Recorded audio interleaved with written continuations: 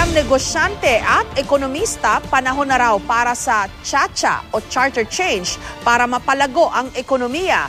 Masyado raw kasing mahigpit ang 1987 Constitution tungkol sa pag-aari o pagnenegosyo ng madayuhan sa Pilipinas. Pero tutol dito ang ilang grupo at ilang mambabatas. Nagbabalik si Sherry Ann Torres. Napapanahon na nga ba para sumayo muli sa CHA o Charter Change? Yan ang paksa kanina sa pagtalakay ng House Resolution No. 1 ni House Speaker Feliciano Belmonte. Layunin ng panukala ni Belmonte na palambutin ang paghihigpit ng konstitusyon sa issue ng foreign ownership sa bansa. Base kasi sa kasalukuyang konstitusyon, pwede na magmay-ari ang isang dayuhan ng 40% ng negosyo sa Pilipinas. Para sa ilang negosyante, napipigilan daw nito ang pagpasok ng mga mamumuhunan sa bansa. That the biggest challenges faced by this country are poverty reduction and employment.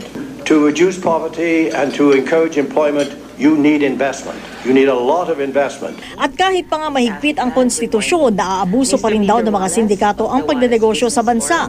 May mga gumagamit daw kasi ng dummy para makapagnegosyo sa Pilipinas. But the Philippines is one of the few countries in the world where these restrictions are in its constitution. In fact, it has the most restrictions in its constitution. Only foreign investors who are willing to use dummies or creative legal maneuvers are willing to invest in this country. Kabilang ang ekonomistang si Peter Wallace sa sumusuporta sa Belmonte Resolution. Pero hindi raw ito dapat mahaluan ng political provisions o pagpapalawig ng termino ng mga politiko. Should we change the political system? Majority thought we should. But I agree with the Speaker, we should not take up the political situation in this exercise. Pero para sa Ibon Foundation, hindi CHA ang sagot sa pagpapalago ng ekonomiya.